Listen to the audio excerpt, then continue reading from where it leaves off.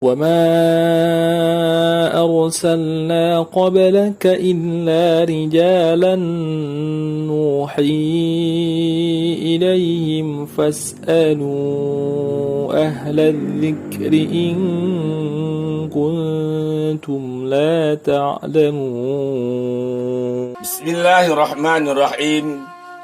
Assalamualaikum warahmatullahi wabarakatuh. Sahabat kisah yang dimuliakan Allah Subhanahu wa taala. Masa kecil Idris hingga dewasa dihabiskan dengan belajar dan beribadah kepada Allah Subhanahu wa taala. Sementara ayahnya Yarid selain memimpin kaumnya sebagai khalifah dan berdakwah, dia tetap menyempatkan diri mendukung segala aktivitas belajar dan segala upaya Idris untuk menemukan dan menciptakan sesuatu yang berguna bagi peradaban kaumnya.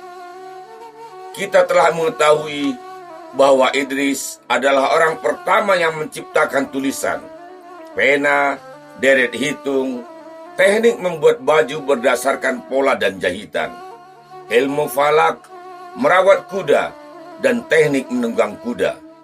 Semua itu ternyata tidak hanya bermanfaat bagi kaumnya di masa itu. Bahkan sampai saat ini masih sangat bermanfaat bagi umat manusia. Idris adalah penyumbang peradaban yang karyanya meski sudah mencapai 10.000 tahun masih dinikmati oleh manusia di seluruh dunia. Sungguh amal jariah yang sangat luar biasa. Ketika dia telah dewasa, dia dinikahkan ayahnya dengan seorang perempuan.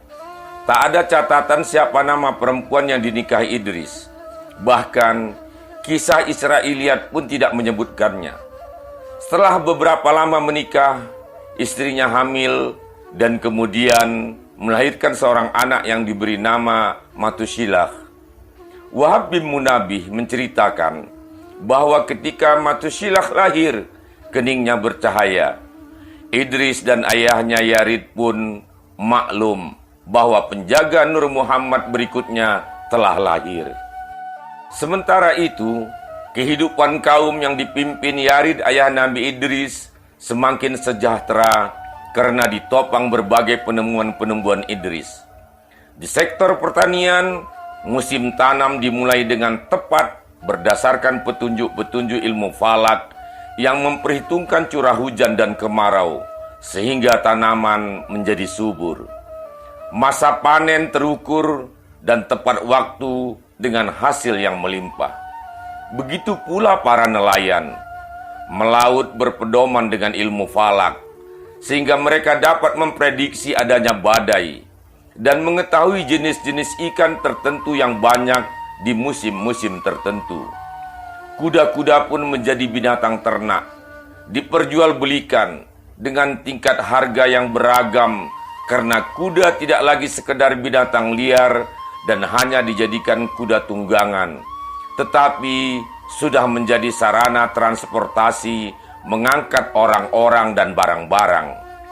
Pedagang sudah mulai terbiasa mencatat barang dagangan dengan nilai transaksinya.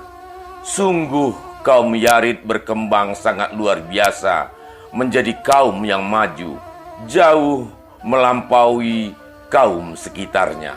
Sahabat kisah yang dimuliakan Allah SWT, para ulama ahli sejarah menyebutkan bahwa Allah mengutus malaikat Jibril menyampaikan 30 suhuf kepada Idris, dan ketika itu usianya 82 tahun.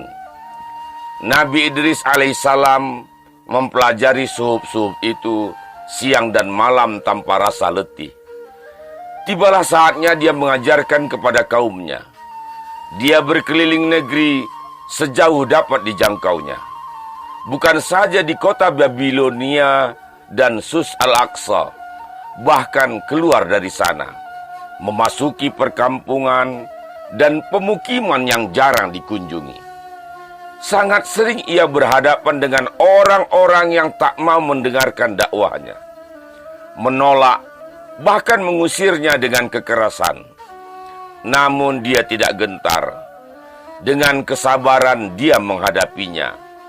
apabila kesabarannya tak dapat lagi mencegah orang untuk melakukan kekerasan kepadanya, dia mengatasinya dengan tindakan yang terukur. Kabar tentang kesabaran dan keberanian serta kedikdayaannya cepat tersebar sehingga orang-orang menyebutnya sebagai Asadul Usud, yang artinya singa dari segala singa. Dalam mengajarkan tauhid kepada manusia, Nabi Idris terus melangkah jauh dari Babilonia hingga sampai suatu ketika dia tiba di perkampungan kaum keturunan Qabil. Saat itu, keturunan Qabil masih disesatkan oleh iblis. Kaum Qabil masih melaksanakan penyembahan yang merupakan ajaran iblis, sebagaimana telah diceritakan di episode Nabi Sis alaihissalam. Menurut Ibnu Abbas radhiyallahu an, Allah subhanahu wa ta'ala mengutus Nabi Idris alaihissalam kepada keturunan Qabil yang menyimpang dari mentauhidkan Allah, agar kembali menyembah Allah subhanahu wa ta'ala dan tidak menyekutukannya. Perawi lainnya mengatakan bahwa Nabi Idris alaihissalam mendatangi kaum Qabil, menyerukannya kembali ke jalan Allah subhanahu wa ta'ala, namun ditentang dan diperangi. Setelah Nabi Idris menaklukkan mereka, dia mendakwahi kaum Qabil selama 3 hari. Berita pun cepat menyebar. Asadul Usud, singa dari segala singa, menaklukkan kaum Qabil. Ada pula kisah lain, begini ceritanya. Ketika kaum Qabil mengetahui bahwa kaum Nabi Idris sangat sejahtera, timbullah iri hati yang membawa rasa dengki. Mereka pun mulai merencanakan sesuatu yang jahat dan mengganggu kaum Nabi Idris yang sedang bekerja. Semakin hari, kaum dari Qabil semakin bertambah jahat. Mereka mulai berani merampas harta benda kaum Nabi Idris dan melukai para kaum perempuan dan anak-anak. Jumlah mereka pun semakin hari bertambah banyak, sebab orang-orang yang malas bekerja ikut menjadi golongan dari kaum keturunan Qabil. Gangguan kaum keturunan Qabil semakin meresahkan. Para penduduk pun mulai melaporkan berbagai kejadian itu kepada Nabi Idris. Nabi Idris pun kemudian pergi menemui kaum Qabil. Setelah terjadi perdebatan yang panjang, Nabi Idris berkata, "Janganlah kalian dengki terhadap orang lain yang mendapatkan kemakmuran, sebab kenikmatan yang mereka rasakan itu sedikit saja." Nabi Idris pun melanjutkan dengan tugas kenabian, memberikan peringatan kepada kaum keturunan Qabil untuk kembali ke jalan yang benar. "Hai saudaraku, berhentilah mengerjakan perbuatan jahat dan mungkar. Ikutilah jalan kebenaran seperti yang diajarkan oleh kakek moyang kita Nabi Adam." Kaum Qabil terdiam dan perlahan membubarkan diri. Kemudian Nabi Idris pun pulang ke kaumnya, dan kaumnya kembali hidup damai. Tapi tak berlangsung lama, beberapa saat setelah peringatan itu, kaum Qabil malah menjadi sangat marah dan mengirim utusan menantang berperang.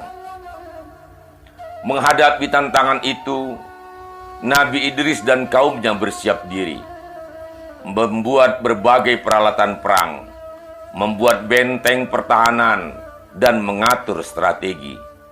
Semuanya dipimpin Nabi Idris alaihissalam. Peperangan pun terjadi. Mereka berperang dipimpin panglima perang yang gagah berani. Peperangan pun dimenangkan Nabi Idris dan kaumnya. Keberanian dan kegagahan Nabi Idris alaihissalam membuatnya mendapat julukan Asadul Usud, yang berarti singa dari segala singa. Lagi-lagi kedamaian itu tidak berlangsung lama. Kaum Qabil kembali datang menyergap dengan jumlah yang semakin banyak. Terjadi lagi peperangan.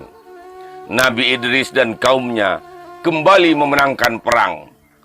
Begitu terus berulang-ulang, sehingga kaum Nabi Idris merasa lelah berperang. Karena mereka pada dasarnya adalah orang-orang yang berakhlak baik dan sangat mencintai kedamaian. Melihat situasi ini, Nabi Idris alaihissalam berdoa kepada Allah subhanahu wa ta'ala, memohon petunjuk. Allah subhanahu wa ta'ala memerintahkan Nabi Idris untuk berhijrah. Maka Nabi Idris alaihissalam dan kaumnya pun berhijrah. Berhijrah pada saat mereka menang perang karena melaksanakan perintah Allah subhanahu wa ta'ala.